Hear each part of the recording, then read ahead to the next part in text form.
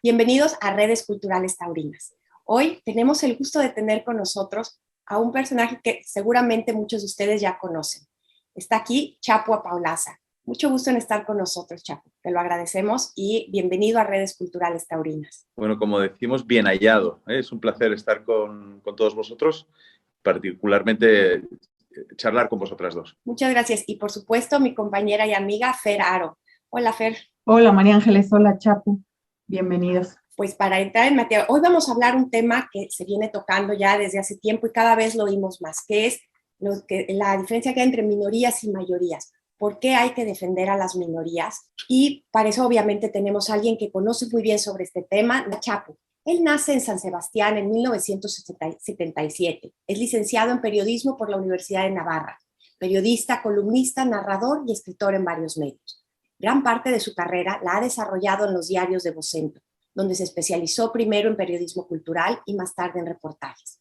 En estos medios ha cubierto como enviado especial sucesos de actualidad como los atentados de París y de Bruselas, entre muchos otros. En 2018 publica sus reportajes y columnas en varios medios y forma parte del equipo de colaboradores de Onda Cero, así como en el diario La Razón y el Diario de Navarra. Es el autor del libro 7 de julio. Durante la temporada 2017 se encargó de las retransmisiones de toros en Canal Movistar.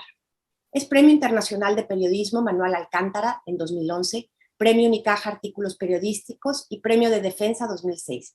En febrero de 2018 asume la dirección de comunicación de la Fundación Toro de Lid, de la que es portavoz, así como director del Instituto Juan Belmonte. Y bueno, Chapo, así que para entrar en materia, primero yo creo que es importante establecer qué es minoría y a qué nos referimos cuando hablamos de minorías. Bueno, pues encantado, María Ángeles. Un placer estar aquí con vosotros. Gracias por la generosa presentación.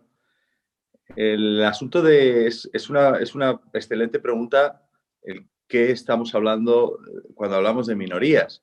En principio, naturalmente, el concepto puro sería una parte de la sociedad cuya costumbres, cuya identidad o cuya cultura no es compartida por la gran mayoría, ¿no? Es decir, la minoría aritmética sería, en este caso, pues 49 personas de 100 que hacen algo cuando 51 no la hacen. Es cierto que ahora el concepto está mudando, ¿no? Y estamos viendo cómo, en este caso nuestro, el mundo del toro y la gente del toro, no siendo minoritario, es decir, no siendo una parte pequeña de la población, al menos desde el país desde el que les hablo, que es España, sí que se considera una minoría o podría considerarse una minoría porque está infrarrepresentada en la sociedad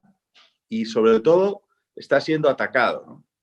Es decir, aquí aparece el concepto de minoría como una parte de la sociedad que está sometida a la censura de no la mayor parte de la sociedad, sino de una hegemonía cultural o social que dicta valores contrarios a ella. Desde Elizabeth Noel Newman hemos visto con la espiral del silencio cómo el concepto de minoría no tiene por qué ser fiel a la aritmética del grupo social, ¿no?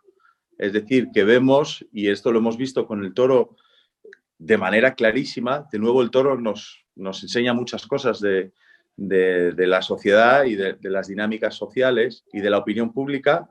El mundo del toro nos enseña cómo algo que practican, por ejemplo, en España, pues millones de personas que le interesa a más de la mitad de la población de una manera o de otra, en realidad está no representado en las opiniones y en la manera de expresarse porque las opiniones que aparentemente son mayoritarias tienden a ocupar todo el espacio público y las aparentemente minoritarias se retraen. Y entonces estamos en un mundo en el que cientos de miles, si no millones de personas que de alguna manera disfrutan o no de la tauromaquia. Quiero decir que esto lo que hace posible es que vivamos en un país donde millones de personas o cientos de miles de personas están interesados, por ejemplo, en la tauromaquia y en cambio parezca que no le gusta a nadie. Y hay un momento en el que la gente piense que está solo en su afición a los toros. ¿Por qué? Pues porque el miedo a ser apartados del rebaño inicia el mecanismo de la espiral del silencio y las personas tienen miedo a mostrarse. Con lo cual, una opinión o un modo de vida o una identidad o una costumbre o una cultura, llamémosle como quiera, como queramos, que es la gente del toro, se ve automáticamente convertida en minoría porque está infrarrepresentada y lo que muestra es que en realidad está perseguida. Con lo cual, el concepto de minoría como poca gente y mayoría como mucha gente, pues está absolutamente pervertido en este caso y nos lleva a equívocos flagrantes de los enemigos, en este caso de esas minorías, en este caso de la tauromaquia, que caen en errores absolutamente de bulto, ¿no? Y yo pongo un ejemplo. El otro día, el director general de Bienestar Animal, todas las comillas, bueno, no hace falta comillas porque es un cargo público, director general de Bienestar Animal del Gobierno de España, que pertenece al partido de Podemos, actualmente en coalición de gobierno con el Partido Socialista, puso un tuit que venía a decir que la fiesta de los toros era una minoría que estaba en extinción, ¿no? Era entretenido hacer unas pequeñas reflexiones alrededor de esto, ¿no? Por ejemplo, en San Isidro, en la Feria de San Isidro en Madrid, ha habido más espectadores, no personas, hablo de espectadores, más entradas vendidas que todas las personas que han votado a su partido en las elecciones regionales madrileñas y andaluzas, que son las últimas que ha habido en España. El otro día hubo una retransmisión de los toros en Andalucía en televisión y la vieron más espectadores, y ahí sí hablamos de personas únicas, que las personas que han votado a su partido en esas dos elecciones. Claro, ¿qué es minoritario, no? Es decir, los toros donde en España, siendo 40 millones de personas, acuden al año 20 millones de espectadores, ¿es minoritario? Bueno, naturalmente no lo es, ¿no? Los toros donde más de la mitad de la población está interesada de alguna manera en los toros, la tauromaquia es minoritaria, desde luego que no lo es. Pero, en realidad, lo más interesante, más allá de la propia discusión sociológica, que para los sociólogos la hacen con mucha más autoridad que yo, naturalmente, que la hago a nivel ciudadano, lo que esconde es la manera en la que los poderes de culturas hegemónicas tratan a esas supuestas minorías y la manera en la que tienden a hacerlas desaparecer. Claro. Y ambicionan a hacerlas desaparecer, ¿no? Eso es lo más interesante a mi modo de entender. Sobre este tema, es que yo quiero plantearte algo. Mira, históricamente han sido las mayorías las que oprimen a las minorías. Y sin embargo, en el caso de la tauromaquia y bajo la evidencia de la historia, que aquí nos gusta la ciencia, la razón y la evidencia, en los registros de países con afición taurina, yo no he encontrado al día de hoy un solo intento de obligatoriedad o de imposición por parte de los taurinos para quienes no gustan de la tauromaquia. No hay nada que diga que tienes que asistir a los toros o gustar de los toros, so pena de excomunión, de cárcel, de multas, etcétera. Y en cambio, sí los hay del lado contrario. Pero esto ni siquiera cuando la población taurina se encontraba en posición de mayoría. No se ha buscado que la tauromaquia sea aceptada por completo, ¿no? Chapo, ¿por qué crees que como taurinos hemos sido, pues ahora sí, víctimas o blanco del intento de opresión de grupos más pequeños? Bueno, yo creo que la tauromaquia nunca ha intentado imponerse en la sociedad, salvo cuando los poderes la han utilizado como muestra de la cultura popular para investirse de autoridad, ¿no? Y eso siempre ha generado en la historia grandes problemas. Yo creo que a los toros les ha generado más problemas y a la tauromaquia le ha generado más problemas el verse refrendada e instituida de el sello de cultura hegemónica que verse perseguida. Lo natural para los toros es verse perseguidos. ¿Por qué? Pues porque ahora mismo los persigue el animalismo, pero en realidad la ambición de cualquier poder siempre ha sido terminar con ese reducto de gente que pensaba por sí misma, ¿no? La gente cuando se enfrenta a la muerte y la pone sobre la mesa y la pone en directo sobre el albero y pues son gente que siente y piensa por sus propios códigos. Y esto siempre ha sido un motivo de inquietud de reyes, de papas y de partidos políticos constantemente. A la tauromaquia la cultura hegemónica le sienta, como decimos en España, como un monje dos pistolas, ¿eh? Es decir, que le sienta mal. Siempre el pueblo taurino, el pueblo del toro siempre ha sido contestatario porque tiene sus propias ideas de lo que significa la vida y la muerte. Esto, pues naturalmente lo convierte en un objeto a perseguir, ¿no? Yo creo que por eso, durante toda su existencia, ha sido algo cuestionado, ¿no? Desde todos los ámbitos, morales, religiosos, y ha sido, el poder siempre ha recelado de esos tipos que se juntaban en la plaza, ¿no? Porque además, si nos fijamos, les une algo a gentes distintas y eso es muy peligroso para el poder, ¿no? El poder siempre intenta trazar líneas que separen a unos grupos de otros para manejarlos bien, ¿no? Y la tauromaquia, que es horizontal y es transversal, pues siempre ha unido a personas de sensibilidades políticas distintas. Y esto para unas sensibilidades y para otras ha sido absolutamente intolerable, ¿no? Lo hemos visto ahora mismo, por ejemplo, en España con los nacionalismos que siempre habían disfrutado de la tauromaquia en la misma medida en las que otras sensibilidades más centralistas y en cambio pues ahora reniegan de ella porque cómo se va a sentar en una plaza un tipo que tiene una idea de su país y otro que tiene una idea distinta, ¿no? Los intentan separar, no sea que estén de acuerdo en algo, ¿no? Tu pregunta creo que es ¿por qué ha sido siempre atacada, ¿no? Yo creo que esta ha sido la razón. Lo que ha sucedido es que aquí es que hay un equívoco importante en cuanto a las mayorías y las minorías, y es que en este caso la izquierda, que es la que abandera desgraciadamente la prohibición de la tauromaquia, y digo desgraciadamente sobre todo para los taurinos que son de izquierdas, que se ven absolutamente arrasados por sus propios los defensores de su visión del mundo, lo que están utilizando es justamente a través de la teoría de la cultura de la cancelación o de la cultura de la anulación, una minoría para terminar con una mayoría. En realidad utilizan los derechos y las sensibilidades de la minoría animalista, que es pequeña, eso sí que es una minoría, para terminar con el colectivo más o menos grande de la gente del toro, que en unas regiones será más y en otras será menos, en un país habrá más y en un país habrá menos. Es decir, lo que están utilizando es el propio animalismo que sí que es minoritario para luchar contra todo esto, ¿no?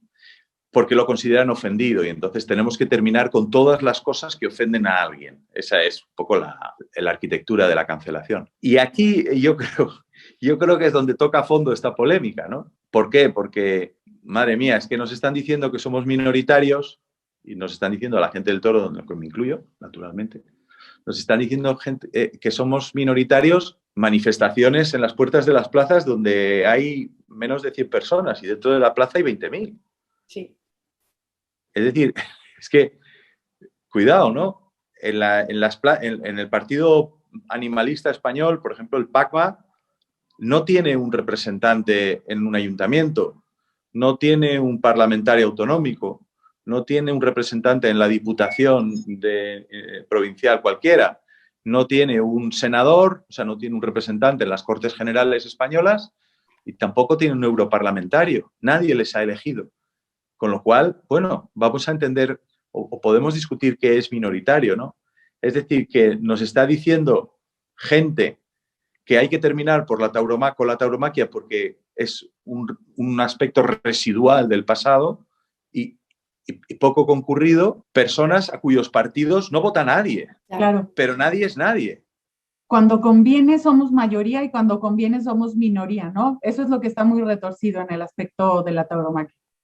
Claro, efectivamente, porque cuando conviene, pues, ¿cuántos pueblos dedican sus presupuestos a maltratar toros? Y cuando conviene, en realidad no va nadie, ¿no? A ver, aquí nuestra postura de la Fundación Toro de Lidia, nosotros hemos querido hacer un análisis sosegado de esta historia de la razón mayoritaria o minoritaria. nosotros creemos, después de darle muchas vueltas a este asunto, que salvo para el tema electoral, naturalmente, de la representación parlamentaria o de las elecciones de los cargos públicos, la mayoría o la minoría en realidad significa poco, porque ha habido las posturas más abyectas en la historia del ser humano a veces han estado sostenidas por mayorías aplastantes, ¿no? Casi por unanimidades. Y en cambio puede ser que un solo hombre o una sola mujer tenga razón en algo, ¿no? Es decir, que no es carta de legitimidad argumental para nada. Con lo cual, pero es verdad que el otro día en San Sebastián, dentro de la plaza, estaba yo y había, pues no sé cuántos eran, 6.000, 7.000 personas, la plaza no estaba llena y fuera había convocada una manifestación con 37 organizaciones que habían convocado esa manifestación y había 17 personas. Y esas personas nos estaban diciendo y gritando que lo nuestro se estaba acabando. Y es un argumento además que asume la opinión pública, pero vamos, que entra en la opinión pública como una espada en una mantequilla. Pongamos el ejemplo de los Sanfermines. En San Fermín, en Pamplona, que es la fiesta más conocida o más internacional que incluye al toro, cada día se llena la plaza para el encierro, normalmente para algún otro espectáculo que son, por ejemplo, los recortadores, festejos populares, y por la tarde llena absoluta para la corrida. Estamos hablando de unos 60.000 espectadores. No, perdón, de 60.000 espectadores diarios.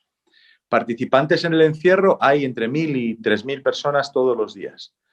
Los espectadores que se suman en el recorrido del encierro, pues serán otros 3.000.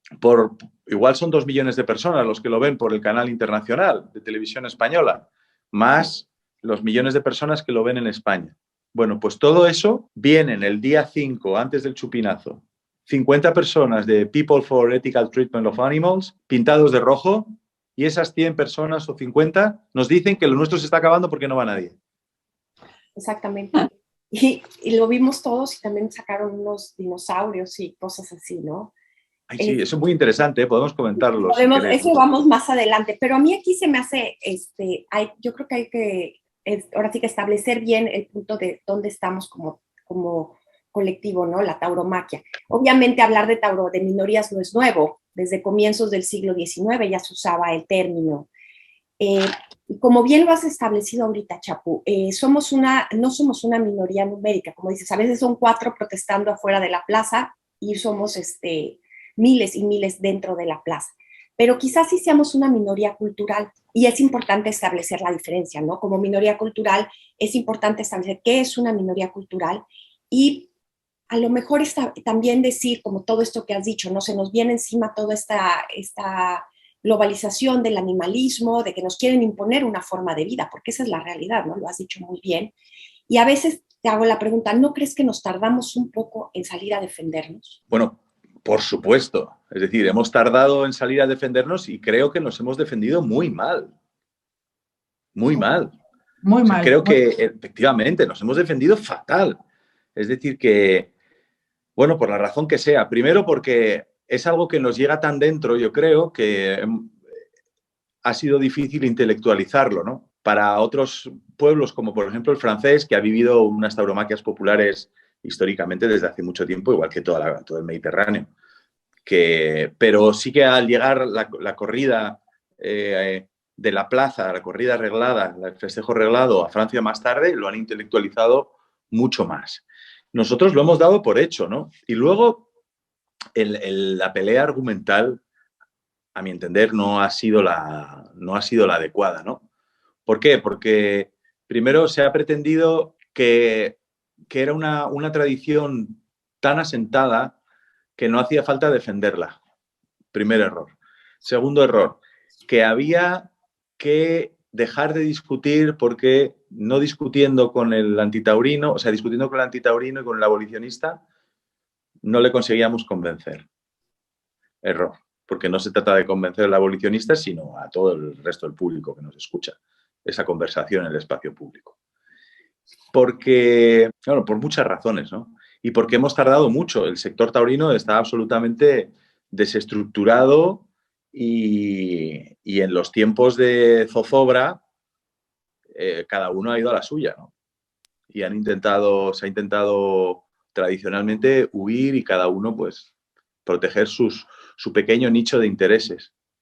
Sí. Y bueno, pues estamos pagando ese precio. Sí, desde luego, nos ha pesado mucho, nos ha hecho mucho daño ese mito de que la tauromaquia se defiende sola, de que la fiesta se defiende sola.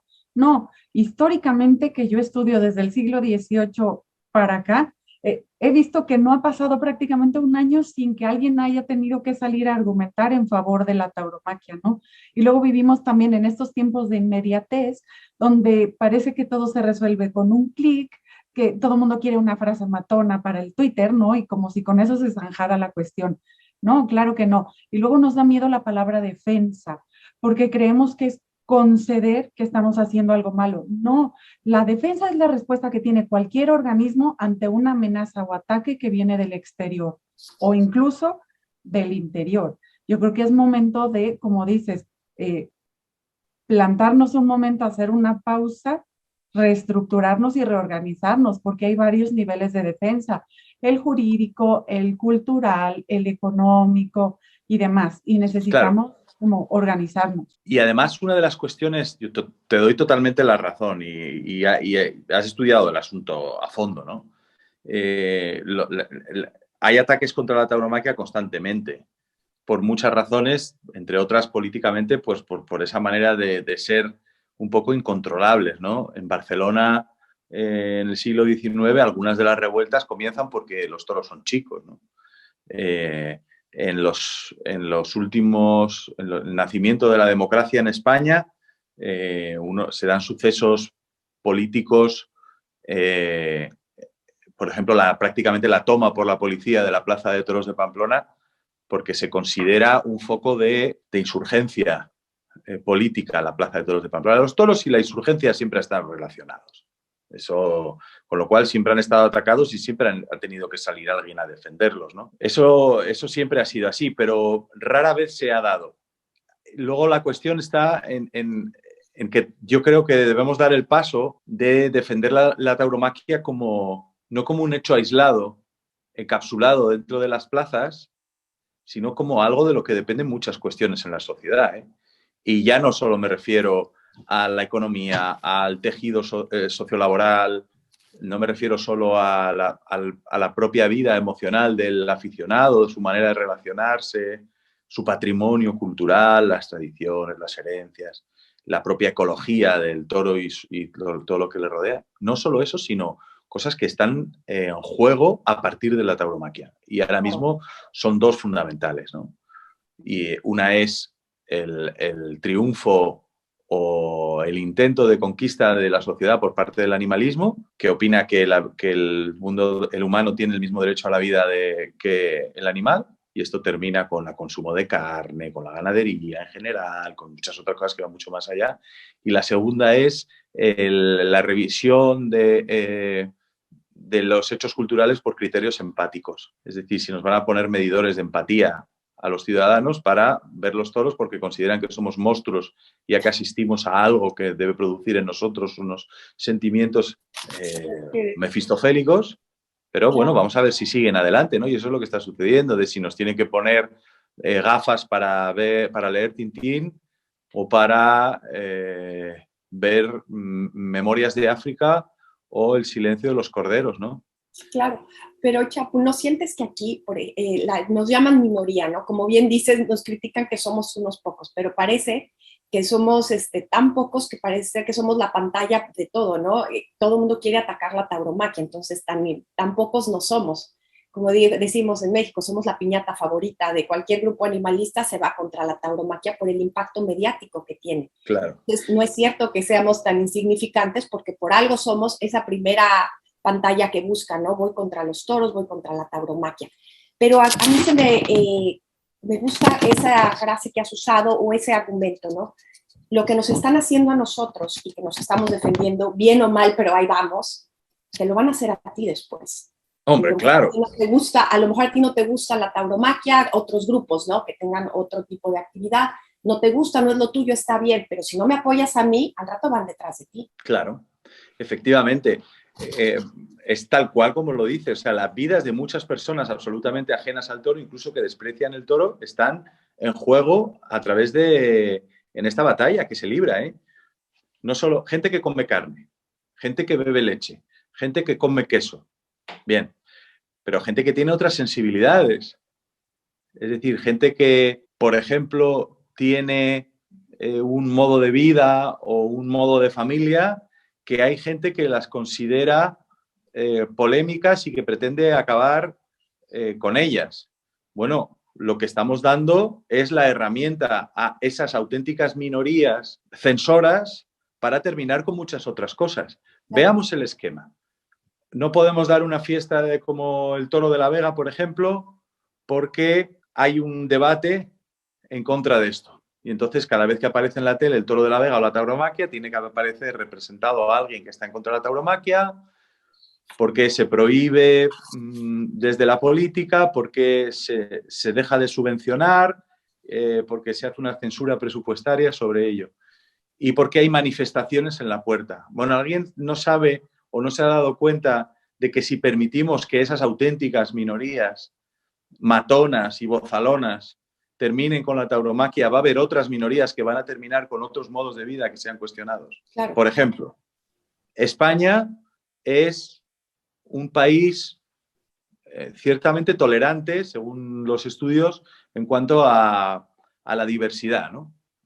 Es un país que es tolerante con la diversidad de modos de vida, etcétera, especialmente con la libertad sexual, ¿no? A género, en cuanto a modos de familia, en cuanto a elecciones de pareja, etcétera. Es, según algunos estudios, el país más tolerante del mundo en este aspecto. Por cierto, la tauromaquia no parece que cree estados de opinión retrógrados y taciturnos, ¿no? Porque si no seríamos menos tolerantes que otros países de nuestro entorno donde no hay tauromaquia. Pero bueno, ahora mismo hay en el Toro de la Vega tradicionalmente manifestaciones de organizaciones antitaurinas financiadas por organizaciones extranjeras con sede en otros países que potencian y financian esas manifestaciones el día del Toro de la Vega. En Madrid, por ejemplo, será el Día del Orgullo Gay. Sí. Es una de las mayores fiestas representativa, señera en el mundo entero por, bueno, pues la reivindicación, la libertad, el ambiente que las personas LGTBI legítima y felizmente viven en estos días en España durante unas fechas, en el barrio de Chueca. ¿Alguien se imagina que se permitiera una manifestación financiada por grupos o países extranjeros para que personas que no están de acuerdo con ese modo de vida fueran a manifestarse a la plaza de Chueca todos los años?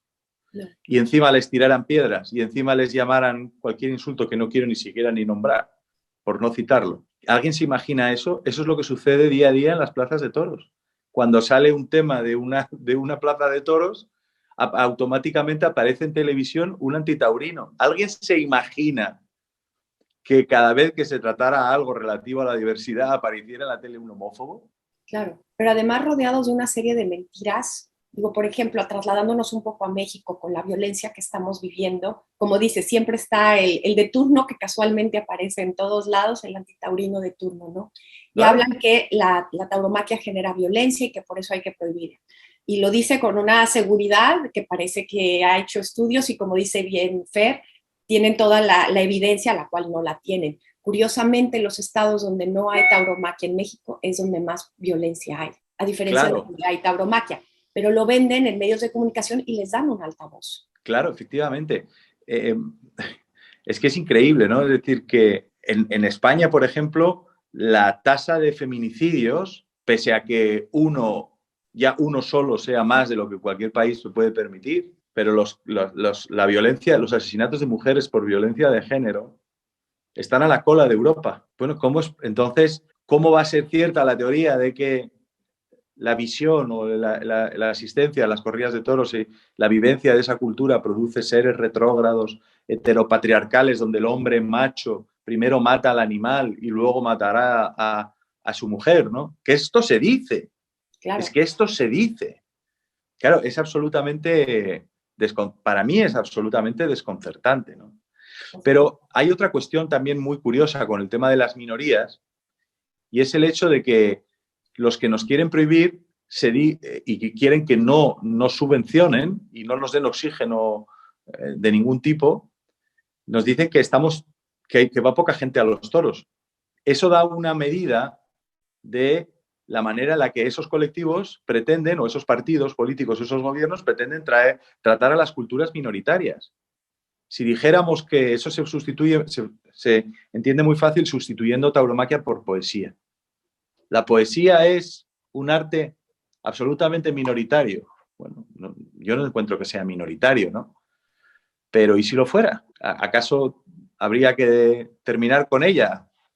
¿Meter a los poetas al paredón o algo? No lo entiendo, ¿no? Este tiempo de la posverdad que nos afecta tanto a la gente de Europa como a la gente de Latinoamérica o de cualquier país del orbe, hay también estos, ahora sí, minorías, pequeños grupos que tratan de imponer esta cultura hegemónica y que se aprovechan de victimizar diferentes sectores de la sociedad porque eso se les convierte en capital político. O sea, yo no entiendo, por ejemplo, en qué momento mi afición a los toros tiene que terminar en que yo elija entre izquierda, derecha o centro. ¿Por qué? Si en la plaza o en el tendido, es lo que tú decías, es transversal y es horizontal, eso no importa. Entonces, ¿en qué medida las debilidades se van convirtiendo en capital político? Estos grupos tienen esta lógica de bórralo, cancélalo, elimínalo, para que así no me duela.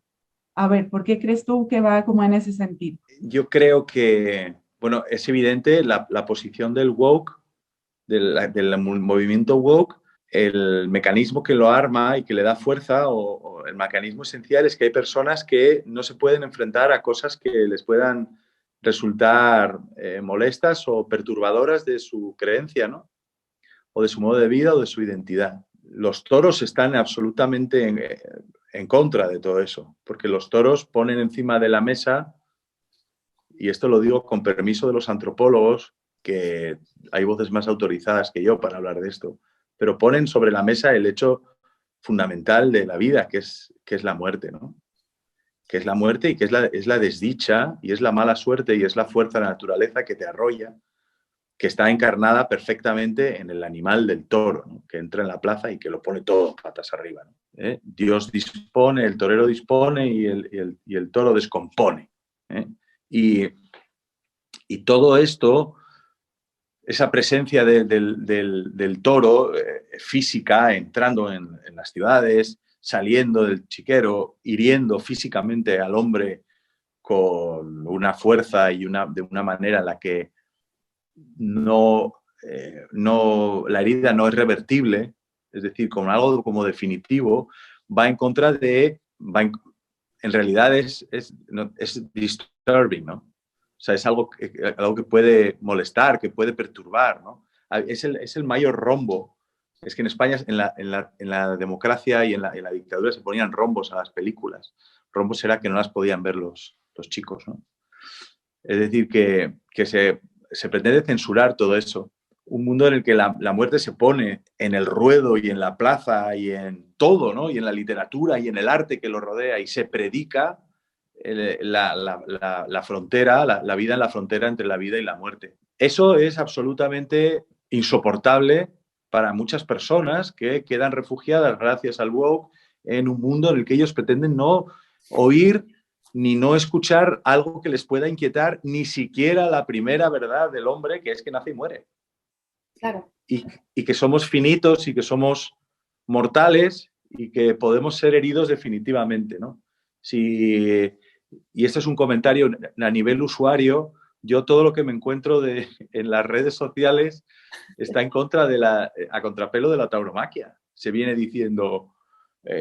siempre serás joven, siempre serás guapo, siempre podrás correr tu carrera en menos de 2 horas. Si lo intentas, lo conseguirás. Por favor. La vida, ¿cómo? Pero qué cosa más absurda. Desgraciadamente, o bueno, el mundo es un espacio y el ser humano es algo que tú tienes que intentar las cosas pese a que sabes que puedes no conseguirlas. Claro. Es difícil alcanzar esa idea, pero es lo que es. Claro. Es decir, eso es innegable. Igual que Igual que tenemos un número de células que se va deteriorando y que finalmente nos morimos. Si no nos pasa algo antes. Porque de los golpes, se dice, de los golpes lo importante es levantarse. Porque siempre te levantarás del golpe, pero qué estupidez es esa. Cualquiera que viva con los ojos un poco abiertos o que esté sentado en el tendido durante más de 3 tardes sabrá que hay algunos golpes de los que no te levantas nunca y que no tienen por qué ser físicos, ¿no? Y bueno, claro, todo esto es absolutamente insoportable para este tipo de cultura donde el ser humano constantemente tiene que ser protegido de conceptos que le hieren, ¿no? Hablando con Eduard Limonov, yo no sé si en alguna otra conversación con vosotras os he contado esta anécdota que a mí me resultó reveladora. Una tarde en las ventas con Eduard Limonov, con el escritor y poeta ruso, polémico, recientemente fallecido, hace un año, poco más de un año. Por cierto, aquella tarde queda reflejada en su libro póstumo que se titula Los viajes del hombre anciano. Limonov estuvo en las ventas con la fundación de Toro de Lidia, tuvo el honor de acompañar al Callejón de las Ventas. Y Eduard Limonov estaba absolutamente sobrecogido por aquella tarde, por lo que estaba viviendo, y fue la tarde en la que Santanero de Baltasar Ivana cogió a Román. Tremendo. Aquella tremenda acogida, ¿no? Sí, sí, sí. Una cornada horrible. Entonces él se sobrecogió mucho y estuvo... Bueno, entonces cuando salimos de la plaza yo le pregunté, Eduard, ¿te ha gustado? Que era en realidad una pregunta absurda. Sí. Y él me lo hizo ver, pero con mucha amabilidad. Y él me dijo, es que está por encima de esto, está por encima del gusto. Es que esto no tiene que ver con el gusto, esto tiene que ver con el orgullo de ser mortales. Y dijo una frase en inglés que yo creo que no tiene, bueno, la voy a decir en inglés, que dijo, "This is not contemporary bullshit", ¿no? Y claro, efectivamente, los toros, y quiero decir que efectivamente los toros no son basura contemporánea, ¿no? Entendida como esos conceptos de autoayuda con el que nos masajean continuamente para nuestra felicidad, esperando a que llegue el viernes y podamos salir del trabajo y tal, y eso pues salta por los aires cuando llega el toro a la calle o a la plaza. Acaba de tocar, Chapu, un punto medular, me parece, que a lo mejor no había visto o yo no lo había tenido claro como en este momento. ¿Sabes también qué pasa? Que hay como una teoría, ¿no? De lo que es una minoría o de lo que debiera ser o de lo que somos unos pocos, ¿no? En este irnos separando, te digo, a través de nuestras debilidades. Pero, por ejemplo, a nadie se le ocurre pensar que yo soy taurina y a lo mejor, o tengo afición taurina y a lo mejor por ese hecho puedo ser sujeto de juicio o de persecución. Y sin embargo, al mismo tiempo soy mujer de mediana edad, me dedico al hogar, no percibo remuneración por mi trabajo, no soy sujeto ya de contratación, vivo en un país latinoamericano, soy mexicana, tengo hijos y demás. O sea, al mismo tiempo encajo en otro montón de clichés y de minorías que son sujetos de protección. Entonces, ¿me van a proteger o no? O solo por el hecho de ser taurina, pierdo todos esos derechos a ser protegida o a pertenecer a otras diferentes minorías culturales, ¿no? Y siquiera a ser respetada, ¿no? Ajá. Fernanda, claro, tú pasas directamente a formar parte de lo que ellos consideran la apisonadora cultural del Estado, ¿no? Heteropatriarcal, machista, violenta, pese a que tú en realidad, según lo que me dices, efectivamente, de una imagen muy inteligente, formas parte de todas las minorías a las que eres candidata, ¿no? Pero en cambio, bueno, a ver, aquí hay una cuestión. Yo creo que ser una minoría o ser considerado una minoría a la tauromaquia es el gran error de sus enemigos. Nos están friendo, nos están haciendo mucho daño, nos están haciendo pasar muchos malos ratos. Nos están censurando, nos están discriminando, nos están insultando en el fondo de nuestro ser están ejerciendo una violencia contra nosotros, nuestros hijos y nuestros padres, nuestros ancestros, nos están reventando, ¿no? Nos están quemando la selva, nos están quemando todo nuestro entorno y todo nuestro territorio emocional, sentimental. Bueno, yo he ido a los toros contigo, ¿no, María Ángeles? Y Sí. yo sé lo que... He ido a los toros contigo en Ciudad de México. La Ciudad de México, sí. Y yo sé lo que significa para ti, ¿no? Y Sí, claro. todavía no hemos podido ir juntos a Pamplona, pero Pero es ya lo mismo, llegará. ¿no? Pero llegará, espero que sea pronto. Pero efectivamente, de alguna manera nos atacan en donde más nos duele, que es nuestro corazón, pero están cometiendo un error funesto si su objetivo era terminar con la tauromaquia. Porque nos están convirtiendo en algo atractivo, ¿no? En algo contestatario. Que nosotros, la gente del toro, nunca ha tenido esa ambición, solo ha tenido la ambición de emocionarse en una plaza. No ha querido nada más que eso. No ha tenido una ambición de vamos a cambiar el mundo, vamos a... No, sencillamente han querido vivir su historia, ¿no? Y sentir. Pero nos están convirtiendo en algo muy atractivo. Si alguien ve en España lo que está sucediendo, es que los chicos jóvenes, de los que se dice que ya no van a los toros, están llenando las plazas de una manera arrolladora, porque alguien les dijo, tú no puedes ver esto. Y las sociedades que parecen tan frágiles, que son las sociedades del orden liberal, democrático, pues en realidad tienen un mecanismo inmunológico bastante potente, aunque discreto, que es que las cosas que nos intentan prohibir nos terminan pareciendo interesantes si la gente se acerca a ellas, ¿no? No por luchar por la libertad, sino porque sencillamente les mola, como se dice aquí. El otro día hubo un político en España que dijo que iban a convertir Castilla y León en encierros, sacristías y manolas. No sé si compartimos la palabra manola. Sí. Que es, sí, la manola. Sí, ¿vale? sí. Y entonces José Peláez, que es un aficionado y gran columnista, uno de los mejores que hay ahora mismo en España, le dijo que encierros, sacristías y manolas eran el nuevo sexo, drogas y rock and roll.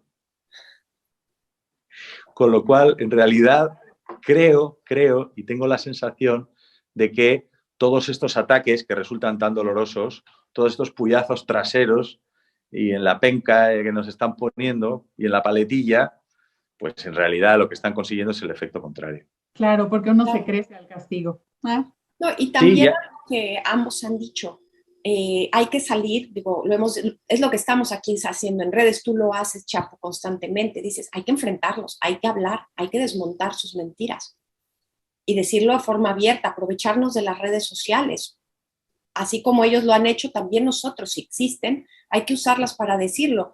Hacemos mucho hincapié en que me han dicho, como bien dice Fer, ¿no? Te ven con cara de mujer, mamá, te les caes del molde, ¿no? El molde del macho que va con algún tipo de machete a los toros a querer ver sangre. Pues no, eres todo lo contrario. Pero me han hecho el comentario y lo han hecho ellos públicamente. No, si lo que queremos es que no se mate al torito, que viva. Perdón. Cuando los enfrentas y les dices, no, aquí al único que le estás cuidando los ojitos es a ti. El único que no va a querer sufrir eres tú. El toro va a morir. Y es una mentira eso que dices que el toro va a vivir. Eso no es cierto. El toro va a morir, pero en la soledad de un rastro atrás o de un corral, ¿no? Lo vimos aquí en México. Tenemos unos ataques muy fuertes por parte de animalistas que hablaban de santuarios, por cierto, hablan de estos santuarios del toro y que ahí van a vivir todos los toros en la mayor felicidad posible. Resultó un engaño. Aparecieron miles de tigres y todo esto que habían incautado en un lugar en la Ciudad de México, donde todos esos animales que usaban como bandera que habían salvado estaban siendo abusados, habían muerto, estaban en condiciones terribles y que todo había sido un montaje y había sido una mentira, que no existían tales santuarios. Y claro que se les va cayendo las mentiras, porque también hay que decir una cosa, detrás de todos estos buenos en pro de los animales, lo que hay son intereses económicos. Eso de que quieren mucho a los animales, vamos dejándolo. Hay intereses económicos, hay intereses de empresas que quieren crecer, como la mascota, el grupo vegano, entonces voy a hablar de los animales. Es decir, hay muchas cosas detrás y es como yo digo, un falso animalismo y un falso amor a los animales. Lo vimos, como digo, ahora en México, ¿no? Y tantas mentiras que dicen. Y eso de, entonces, qué bueno que salimos en redes sociales, que lo enfrentamos y lo decimos abiertamente y además taurinos y orgullosamente taurinos, y lo vamos a defender y lo vamos a hablar como son, ¿no? Por eso, ahora sí que eso fue lo que nos motivó a estar aquí, que ahorita lo estás diciendo. Sí, claro, es fundamental que cada uno defienda su espacio de libertad. O sea, el espacio público absolutamente, o sea, inmediatamente contiguo, ¿no? Hay gente que tiene una llegada a más personas y tiene que defender más espacio y otros que tienen que defender un espacio más chiquito, pero es una responsabilidad de todos. Cada vez que alguien paseando a los perros viene de los toros y cuando le preguntan ¿dónde has estado? Sus compañeros de pasear perros dice, bueno, he estado con mi familia. Avanza la prohibición y avanza la censura. Todos tenemos, yo lo siento, pero es el deber de mostrarnos ciudadanos libres, irreductibles. Sí. No desde un punto de vista violento, no desde un punto de vista de levantar la voz, ni nada, pero sí que una resistencia pasiva y pacífica a toda esta cuestión. Estamos viendo, al menos nosotros conocemos muchas historias porque la suerte que tenemos en la fundación es que la gente nos hace partícipes de sus mundos, ¿no? De esos mundos amenazados y censurados. Y estamos viviendo historias absolutamente heroicas. Hay gente que termina la carrera y en el momento en el que les entrevistan de una Big Four para ser auditores probablemente del trabajo de su vida, que les va a dar seguridad económica, un sueldo con muchos ceros, posición, currículum, y no tienen nada, el entrevistador les pregunta, ¿cuáles son tus aficiones? Y en lugar de decir, pues ir al cine, escuchar música y estar con mis amigos y viajar, que es lo que dice todo el mundo, pues se plantan delante de ellos mismos y dicen, pues mi afición es la tauromaquia. Y se arriesgan a que el de enfrente, que es el que les va a contratar, encuentre en ellos otros defectos que quizás no hubiera encontrado porque está en contra de los toros y de los aficionados taurinos a los que consideran monstruos, ¿no? Hay gente que se juega la vida, eso jugarse la vida. El decir, no, yo soy aficionado a los toros, porque no están dispuestos, y esto está sucediendo en los jóvenes, no están dispuestos a ceder en sus derechos como ciudadanos y como aficionados y gente del toro. Eso es bello, es bonito. Y ahí, contra eso, yo diría que es difícil luchar. Sí, no se puede mucho. ¿Sabes qué? Hablabas hace un momento de que en España quieren quitar las subvenciones. Bueno, fíjate lo que es tener la visión tan limitada, porque en Latinoamérica no tenemos subvenciones de ningún tipo para el toro. Y dime si hay o si no hay tauromaquia, dime si hay o no hay festejos populares taurinos. O sea, no es quitando el dinero que lo van a quitar. No es así, hace falta mucho más. Y hay como bien dices, otras cuestiones. Está la parte de la congruencia, de la coherencia y de la afirmación, no solamente en la libertad. O sea, aquí los tres tenemos hijos. Yo no le puedo decir a mis hijos qué te debe de gustar o qué no, porque lo puedo intentar, ¿eh? O sea, se lo puedo decir. Ahora, de eso a que me haga caso o que realmente suceda, hay un trecho enorme. Ahora imagínate que el Estado nos va a venir a decir como ciudadanos con qué sí puedes sentir, con qué no, qué te debe de gustar y qué no. Y además es tan poderoso que te va a proteger de eso que él considera nocivo para ti, como la afición taurina.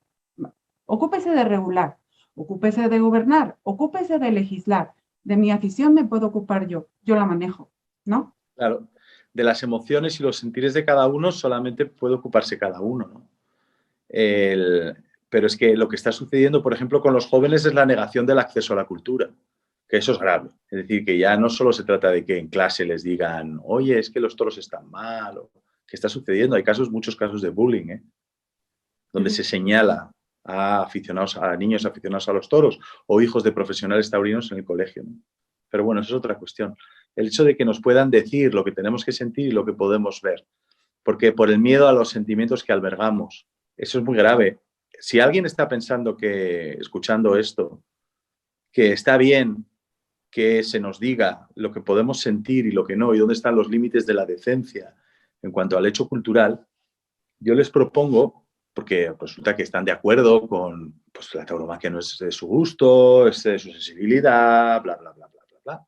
Y de pronto puedan caer en la cuesta abajo de pensar, sí, que lo prohíban, porque es un horror, ¿no? Y que lo prohíban y que no dejen verlo.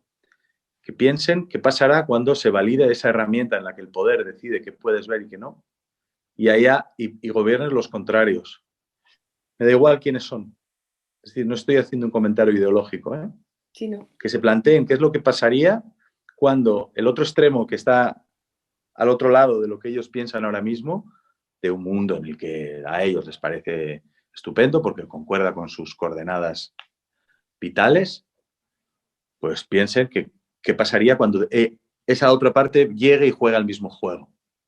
Si les gustaría o no, ¿no? Oye, hay personas y hay movimientos reales, reales con gente que se podría contabilizar en los países de los que estamos hablando, que son nuestro entorno de diversos países.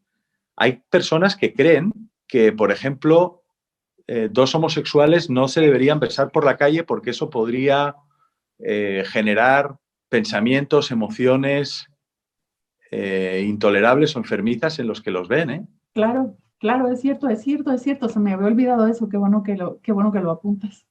Claro, es decir, que a ver qué herramientas estamos poniendo en manos de las hegemonías, de los poderes hegemónicos en el debate cultural y en el debate de la visión de las cosas y sobre todo de la decencia.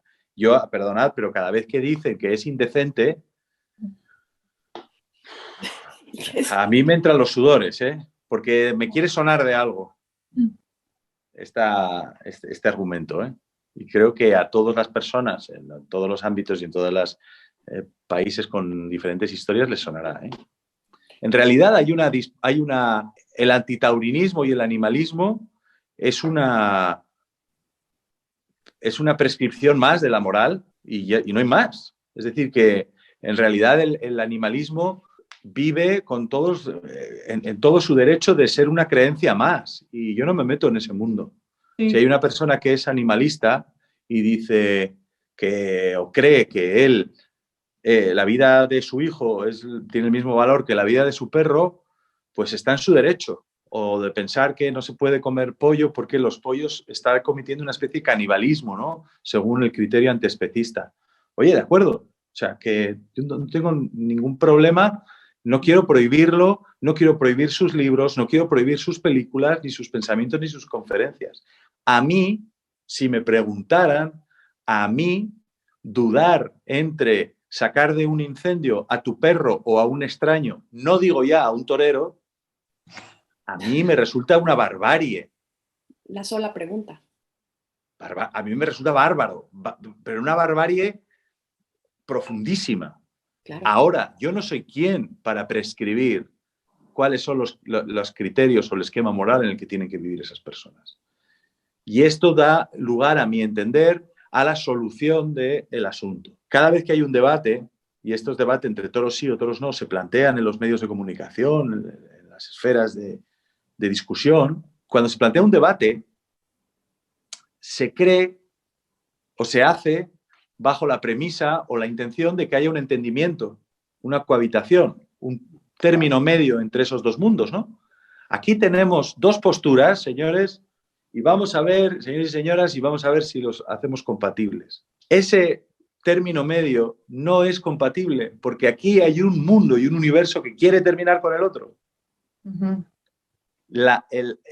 El término medio ya existe y es el mundo en el que estamos, en el que hay unas personas que libre y legítimamente dudarían entre sacar de un incendio o entre salvar a su madre o a su perro porque le tienen más cariño al perro, y otros que van a los toros y conviven en un mundo en el que hay unos, pues yo soy animalista, muy bien, pues yo soy poncista, pues perfecto, pues ocurrista, el currismo es una creencia, me permite esta licencia, ¿no? Yo creo en curro, pero Bueno, perdonadme esta pequeña... No, pero está bien, está bien. Esta pequeña cuña currista. No, pero en realidad son creencias, ¿no? Y oye, pues cada uno puede vivirlas a su manera y de eso se trata en una sociedad plural y diversa.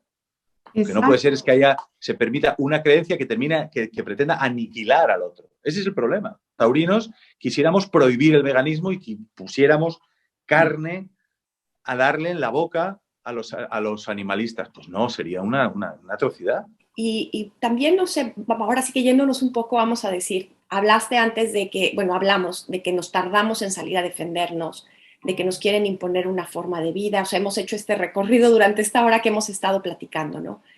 Pero creo que buscando, vamos a decir, tratando de ser un poco positivas. Nos tardamos, pero también es cierto que esta defensa nos ha obligado a unirnos como pueblos taurinos, reconocer que no nada más es uno, que la tauromaquia es universal, va más allá de las fronteras de un país. Yo digo que la tauromaquia es de quien la siente, de quien vibra, independientemente de dónde nació, ¿no? El toro sale y es el que nos pone el ejemplo. El toro sale y no sabe de nacionalidades, ni de sexos, ni de preferencias, ni de veganos, ni de nada, ¿no? No conoce no hace esas distinciones. Pero también nos ha obligado, Chapú, a darnos cuenta del valor que tienen las tauromaquias populares, que no es nada más la plaza de toros, que la tauromaquia popular está en el pueblo. En España son los toros en la calle, que tú conoces y además vives intensamente, ¿no? Has visto aquí lo que se ha mostrado al mundo, lo que es Yucatán, ¿no? El Yucatán taurino, la tauromaquia popular en Yucatán, ya ni te digo lo que es Perú y todo el tema de la tauromaquia popular en Perú. Y qué bueno que la rescatamos y que hablamos que, como decimos, hablar con la verdad. La tauromaquia es mucho más que ir solamente a una plaza de toros, ¿no? Y nos Muy ha natural. unido, y creo que nos ha unido en esto y tenemos que relucir, hablar con orgullo de ello y enseñarlo al mundo. Por supuesto, la riqueza del festejo popular y de las tauromaquias, podemos llamarlas tradicionales, es vastísimo, sobre todo porque la tauromaquia de plaza, digamos que es una industria cultural en realidad que pretende uniformizar, porque es no es la misma manera de sentir y de expresar el público, y hay muchísimos matices, pero en realidad el rito es el mismo en una plaza de México que en una española, que en el norte, que en el sur. Es decir, es algo que no entiende prácticamente de sitios donde está, salvo 4 o 5 detalles. Anula las geografías. La plaza justamente de toros lo que consigue es encapsularse, ¿no? El edificio hacia adentro, uno olvida en qué ciudad está. Cuando sale, a veces incluso redescubre, ¿no? Pero si estoy en Granada o estoy en Ciudad de México, ¿o dónde estaba yo? Es decir, lo que pretende el propio edificio de la tauromaquia quizás sea abstraer a la persona de las connotaciones del sitio donde está para crear un consumidor tipo. En realidad, bueno, si queréis me puedo meter en un charco, ¿eh? La tauromaquia de plaza es un intento de conquista de una cultura hegemónica imperialista, ¿no?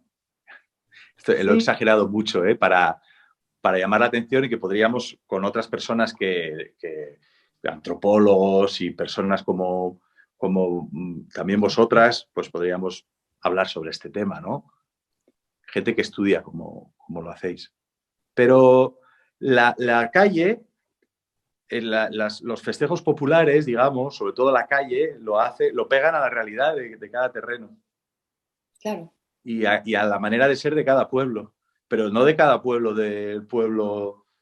no, me refiero a un pueblo que tiene una festividad, una tradición totalmente distinta a la del pueblo de al lado. No, es que aquí lo hacemos así. Y eso es muy interesante. Luego, el toro cuando entra en la ciudad, por ejemplo, en el encierro o cuando se corre en las plazas, le dota de una escala distinta, porque contrapone la arquitectura y la urbanidad a la que estamos acostumbrados con sus dimensiones a la dimensión y fuerza del toro. Hablo de esas fotografías donde el toro aparece llamando al telefonillo de un portal de una casa, ¿no? O junto a una panadería. Eso produce un contraste que nos sobrecoge, porque es el toro en nuestra vida. Y es el toro en la calle donde nosotros normalmente vamos al mercado, donde salimos de nuestra casa, pasa por el portal de nuestra casa. El otro día había una imagen de unas vacas en Navarra entrando en un cajero automático de un banco. Era bello porque son los dos mundos que se encuentran, ¿no? La naturaleza y la urbe. Eso no sucede en la plaza. La plaza es un espacio aparte, neutro, ¿vale? Yo creo que es muy importante. Tiene otra cosa las fiestas populares que permiten la participación, no la asistencia, cuidado. La participación del público dentro del festejo. Es decir, convertirse en los actores. La manera en la que son los ciudadanos los que se ponen delante, son los ciudadanos los que llevan al toro hasta la plaza, en los encierros, son los ciudadanos los que hacen las cosas, los que lo organizan, los que en muchos casos eligen el toro, viajan, pagan de su bolsillo el propio festejo. Y luego, en un asunto más alambicado o más elevado, más sofisticado, pues la tauromaquia de plaza se delega todo eso, ¿no? Se delega en un sistema donde hay unos empresarios, donde hay unos ganaderos y donde hay unos toreros y unos apoderados que, bueno, pues que en ese sistema tiene sus puntos fuertes y sus puntos flacos. Pero ya no formamos parte. O al menos alguien puede pensar que no formamos parte, que solo somos público y clientes de una oferta cultural. Y yo estoy muy en desacuerdo con eso. Sí, yo también. Yo creo que el aficionado posee la plaza y el espectáculo y se comporta de esa manera. Y si uno lo desposee, los efectos son terribles porque lo alejan emocionalmente de todo esto. Y luego hay una cuestión que es muy, muy polémica ahora mismo, que es que algunos aficionados de la tauromaquia arreglada, pues no entienden algunos festejos populares. Entonces, piensan que habría que prohibirlos porque ellos no los entienden, sin darse cuenta de que lo que están haciendo es abrir la puerta al derecho de otras personas ajenas a su cultura de prohibir algo que no entienden. Es decir, que alguien diga, hay que prohibir el toro de la Vega o ponerle cualquier festejo, pues si se prohíbe porque a ti te parece una salvajada, te parece, o no es de tu gusto, que sepas que va a venir otro y va a prohibir lo tuyo porque no es de su gusto.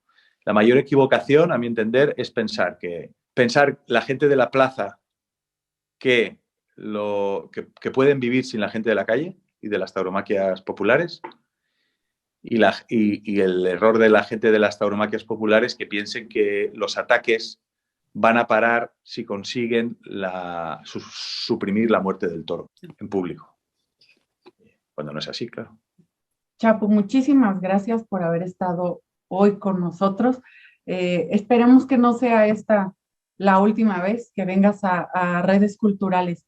Me queda claro después de charlar contigo que en tiempos de la posverdad, la afición taurina se vuelve amenazante para el poder en turno, porque es la posibilidad de entenderte con el que es diferente, es la posibilidad de que quepan todos y como bien hablabas tú, hay una oferta, hay una oferta y hay una especie de conducción que te lleva a tener que elegir entre toros sí o toros no. ¿Por qué no si cabemos todos y tenemos mucho tiempo coexistiendo así? O sea, el planteamiento no tendría que ser toros sí o toros no, sino por qué sí o por qué no.